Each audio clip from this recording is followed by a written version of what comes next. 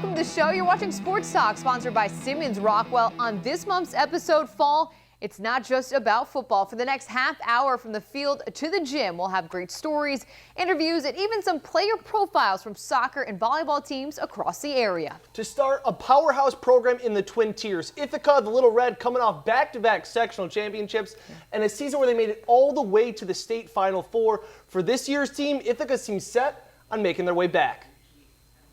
This team has every possibility of going to winning a state championship this year, and I think we're not going to be happy with anything less than that.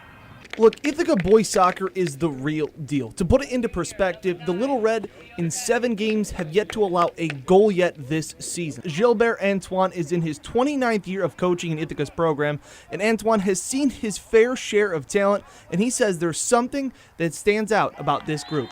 One of the things that we have is the discipline. We are well organized on the field when we play soccer. The boys, throughout the year, they do play club soccer, and so they know one another pretty well. So when we come here, my job is to take them at a different level. We connect really well. They connect really well to one another. Once they start playing, you can see there's a great connection among them. And their talent doesn't stop just at their 14 seniors. We have a bunch of younger players that are just ready to step to the challenge and pushing our starting lineup to perform their best just so they can stay on the field. And now Antoine has a unique philosophy about the game that he says applies to the Little Red. A team that is well balanced is just the same as an orchestra, that you have to balance the sound in an orchestra. So it's the same for a soccer field, a soccer team. If the team is well balanced, you're not always going to count on just one particular player, but you will have everyone that you can count on to do a number of things. And pressure? What is pressure? I think knowing that every game we want to extend that win streak really helps us, gives us fuel to win games. Battle tested. Just a few games into the season, it's hard for most teams to make a case that they're worthy of the term. But then there's Elmira boys soccer. I don't know, that fire starts, and then we just start playing. Go! The Express say they're a second-half team, and their resume definitely proves it. We were very optimistic coming into the season because I knew we had a pretty young squad. We're getting a lot of quality minutes out of our sophomores and juniors, and we have one freshman as well. And just to know, a lot of the kids haven't played varsity soccer before. So to have them come on and really contribute the way that they have is not only promising for the current games, but obviously the future as well. The Express with 5 wins on the year. Most of them were won by just a single goal. Resiliency seems to be the trend there, especially from an underclassmen-heavy roster. Got a lot of energy, and they're just ready to go out there. It can be challenging at times, but, they get the job done. I think we have the ability to compete and beat anybody that we play with. But, we're also not above and beyond anybody else, where if we don't play well on a certain day, anybody we play could probably match up with us and beat us as well. So it's just finding that consistency, especially with a younger team, and that's what we're working on through the second half of the season. To Corning, the former Elmira Southside coach Steve Mastronardi in his 4th season with the Hawks, and Mastronardi and company looking for a solid 2015. 1, 2, 3, Hawks! It's really competitive this year. It's like the wild, wild west. Any team could win at any given time. Win or lose, Corning has been stuck in the rut of only scoring 1 goal a game. But that's a problem head coach Steve Mastronardi doesn't expect for much longer. Scoring is going to continue to improve, and we have multi-scorers. Like, we've had 5 different goal scorers this year. And that's been a staple for the last 4 years since I've been here, which is awesome. You don't have to rely on one or two people. But the defense has figured out running a zone and quick. Our defense has come along pretty well to understand the concept of we like to channel and not chase the game. We like to channel it to each other. Corning has played all of their games on the road to start the season, but now that their turf is finally done, the second half of their year, their schedule is stacked with home games. We get to have the home support, and we get the nice quality of the field. So I think it really should impact the outcome of the games. With a packed home schedule ahead and newer varsity players finding a rhythm, Corning is excited to get back out on their new turf going forward. they're learning things that they haven't learned before. So, but to have them for 2 years is good. A lot of teams, you have half seniors and half underclassmen. This team's pretty much coming back intact. There's a positive in it that we won't lose many players next year, so we'll just continue to build with the same team for next year and the years after that. A year of transition in the Valley. Waverly boys soccer with a new head coach this season. Joe Pico taking over a new team for a new look. These kids believe. They believe in what we're doing. They want to be here. They want to play soccer. Change isn't always bad, and for this team, change was a fresh start. First-year head coach Joe Pico has turned the Wolverines around in a hurry. In a district where football has always been the main focus, to develop a team around a competing sport can be challenging at times. Now, winning has never been a tradition in Waverly boys soccer. Before this season, 3 victories was the most the team had ever had in school history. But right now, the Wolverines are already 6-1. The passion he shows for us makes us want to give it back, and that really helps the team out when we're down, because a bunch of games we've conceded first, looks like we've hit the wall, we can't do anything, but he just gives us that drive when we always come back. It's been fun. He's definitely brought new discipline that has helped us a lot, I think, and just showed us so much more everything. After years of coaching high-level Premier Soccer, Pico returned home and took on a new challenge in his career, taking over a program that historically hasn't made much noise. Developing a program isn't a one-year venture. This takes time. It takes time in the off season, willingness to train during the off season. I don't put limitations on what we can achieve. I put expectations on each other, what they want from me, what I want from them. It's fun. It really is fun. I enjoy myself, but it's a good change. Coming up, the Elmira girls soccer team, defending sectional champions, talk strategy about their success. Plus, Dan and I, we suit up for a penalty kick challenge as we take our turn on the soccer field. That and more. Sports Talk will be right back after the break. Welcome back to Sports Talk. This month, we give football a break and are talking about other fall sports. The Elmira Express is the cream of the crop in girls soccer, capturing back-to-back sectional titles. And this year, the Express don't plan on changing their winning ways. Now, you may not be able to see a literal bullseye on the girls' back, but a three-peat is on the table this season for Elmira soccer. But their roster might look a little bit different. We have a lot of younger players that are really motivated to fill the roles, not so much that we lost last year, but that we've graduated.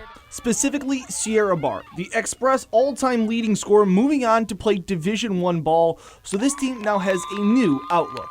We have a bunch of returners that were here last year that were part of the championship, so they know what it means and what it takes to win. We try a few different things this year. Every year I think you got to kind of adjust to the players that you have. We have a great goal scorer in Kendra Oldroyd, who's coming back this year. It's her sophomore year, and she scored 20 goals last year as a freshman. Elmira goal to number 13, Kendra Oldroyd. Kendra, who is just a sophomore, is now close to 20 goals in just the first half of the season. Oldroyd, another younger player that's helped drive this team early to a nearly undefeated record. We just have a different way of playing this year. I feel like we play more composed actually this year. I feel like we have a lot of good players. A lot of good players, and their goal is already set. First, the team says sectionals, then to Cortland for the state Final Four. Yeah, so we wanted to see exactly how good Kendra and company truly are. So we both laced up our soccer cleats and hit the field, or in our case, sneakers, to see if we could cut it with the rest of the girls. They look so innocent, but behind those ponytails and brightly colored cleats, they're goal-scoring assassins. Corner kick, free kick, or breakaway, it doesn't matter. The Elmira Express girls soccer team knows how to put the ball in the net. And then there's Dan. I was doing my best to fit in and gearing up to play with one of the best teams in the section. Jenna may have a little more skill than me, though. She's good. The unfair advantage is going to be my soccer cleats that have been through a couple games. Old crusty soccer cleats and all, we geared up for a penalty kick challenge with the Express, but first, we had to get some pointers. Well, from the entire team. Hey, the more the merrier. Best advice for taking a penalty kick? Look at the goalie. Placement. Find the corners. Not too much power. Run straight onto the ball. I don't have anything to say. I'm the last one! So because I played in high school and Dan played hockey and baseball, we decided to give him a practice shot. Don't hit me.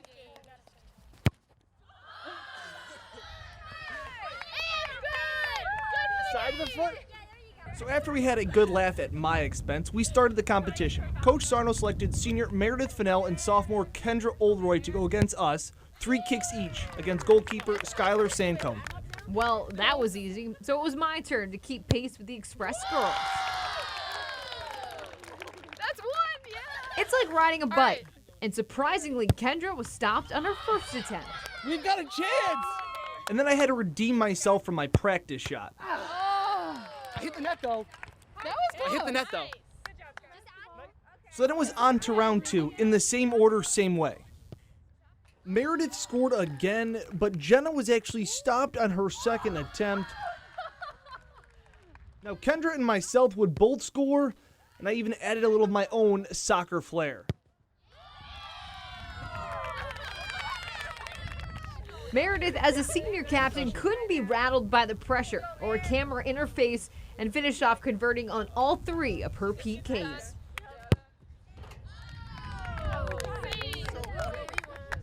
So we were behind in the overall challenge, but Jenna and I were tied at 1-1 going into our last kicks.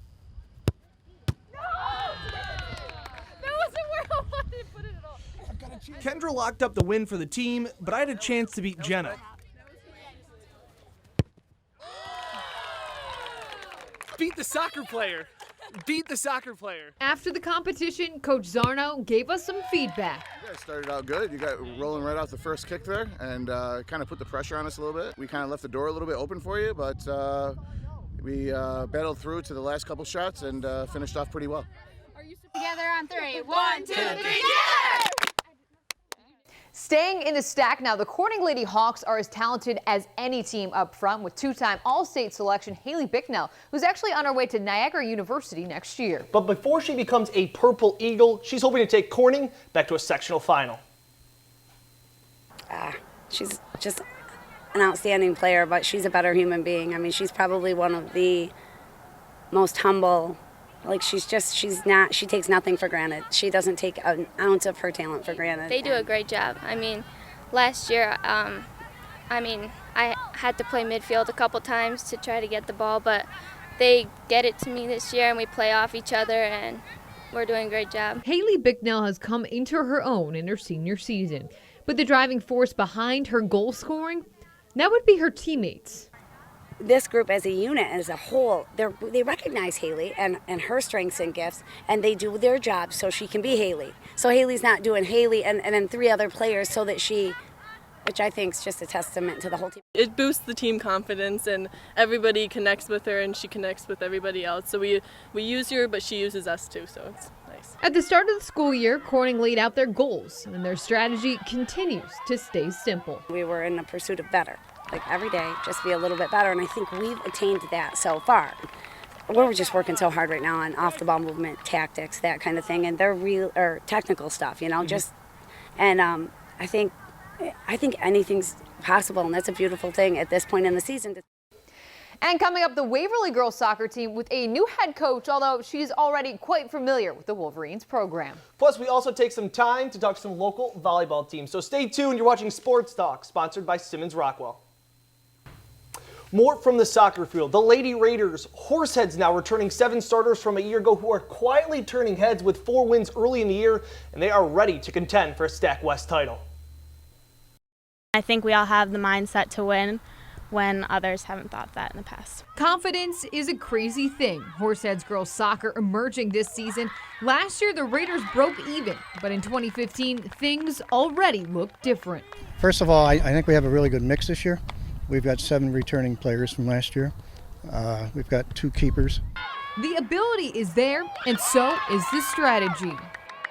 Our team really works on passing and as opposed to just kicking it over the other team, so we really work on working the ball towards the goal. Our defense has been playing really well this season. They're really strong and solid in the back, so I think that gives us more confidence in the game. Our midfield sends great through balls, and our forwards really connect with each other up top and put the ball in the goal. Senior striker Emily Smith, with nearly 20 goals so far, says it's the Raiders' ability to work as a team that gets them ahead. I couldn't do it without my teammates. They're working really hard to get me the ball, and all I really have to do is finish. Horseheads will look for another win this Thursday as they welcome in Maine and Well. Kickoff is set for 5 o'clock. Change, it isn't always bad. Sometimes it's good for a program. The Lady Wolverines lost 7 seniors from a year ago and their new head coach. But a new beginning means new opportunity on the field. Being, a female coach for the boys team was definitely a challenging thing at first, and then things I've learned. The programs are different. The girls have strengths that the boys did not, and vice versa. I was always used to having a very defensive-minded team. But this season has been very different. Tara Hogan spent last year coaching Waverly's boys team. This fall, a new assignment, the Lady Wolverines. Definitely a new coach has been new for us, but it's good. It's always good to change, and we've all known each other and played like other sports together, so we know each other really well, and it's easy to communicate on the field and play together. Her coaching style has been a change-up for the girls. We have more of an offensive play, so she lines us up as a tough offense, and we still have a strong defense and we have a strong goalie, but she's more of an attacking coach. She wants us to always attack. She has us all in different positions. Last year I played on the midfield, but this year she put me up forward and I got to show what I could do. We have, a lot of the girls on my team are on the track team. So having that speed and they're comfortable with just sending the ball and being able to get onto it has really, really worked out in our favor. Speed and scoring, a lethal combo for any team, and Hogan says she feels right at home. Happily surprised. It's been really good. I have a very young team, but that doesn't, it doesn't speak for their talents. Coming up, we take our focus from the field to the gym. Area volleyball also in session. After the break, we catch up with the teams of the Twin Tiers. Sports Talk, we'll be right back. Welcome back to volleyball now. Championships, they've come pretty easy for the Lady Blue Raiders. Horseheads has won 14 straight Stack West titles, plus 23 sectional crowns, and in the new season they look to continue their tradition. But it's not about me, it's about them. It's all about them. Horseheads has a tradition of winning. That foundation was built by longtime head coach Patty Perrone. She's always there for us. She's always supporting us no matter what. If we're down 20-0, she'll always be there. We're all really thankful, honestly. We never take her for granted. She's awesome. She has so much experience, and we definitely value that a lot. We respect her so much.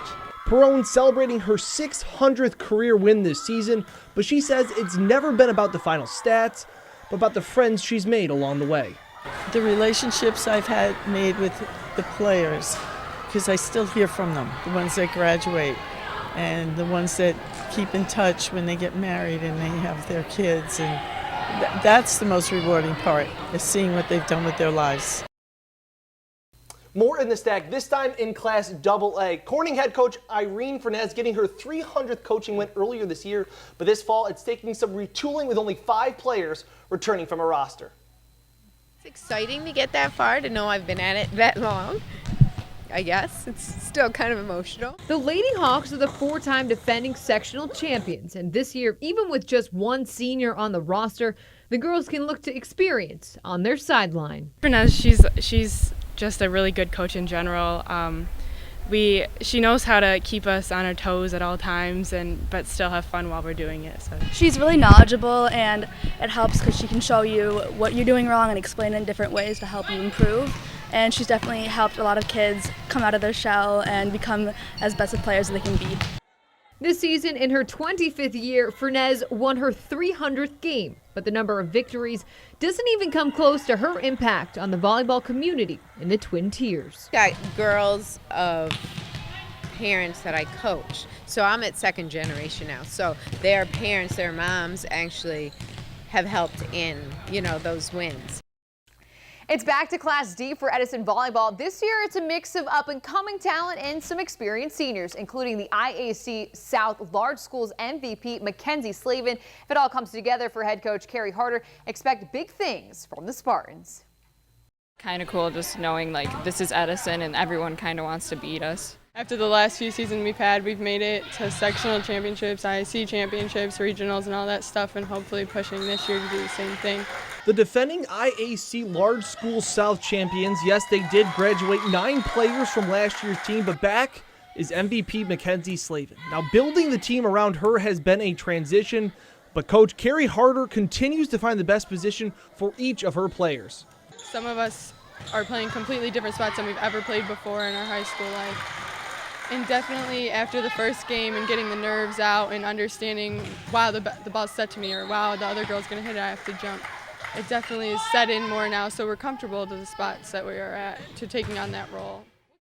And how about their rivals, the Tioga Tigers, in another season under head coach Des Ford? The Tigers have won 35 straight IAC wins in hopes of yet another banner season. Their last loss came to Edison in September 3rd, 2013. The Tioga Tigers don't even know what the word lose means. It's just not in their vocabulary. Now back is head coach Des Ford for her 29th year, plus all-star setter Mally Bowen and tons of upperclassmen. But there's one thing that's eluded Tioga, a state championship. Now things, though, could be changing. The Class D juggernauts have put together 7 wins so far, and the Tigers say this is just the start. I don't think we've hit a plateau yet. I think we're still going to be getting better because everybody pushes each other, because there's not a starting set. Everybody fights for a position every day at practice, and it's whoever works hard at practice gets the position. This is probably, I've had a lot of good teams and I've had some good players, but to put them all together, this group is really unique because I have a core 9 that their whole approach is the same. All right, Jenna, the fall sports season is already bringing the drama. Yeah, and make sure to keep it on WENY TV for all your local sports updates. That's all the time for us. I'm Jenna Cottrell. I'm Dan Fates. Thanks for watching Sports Talk, sponsored by Simmons Rockwell.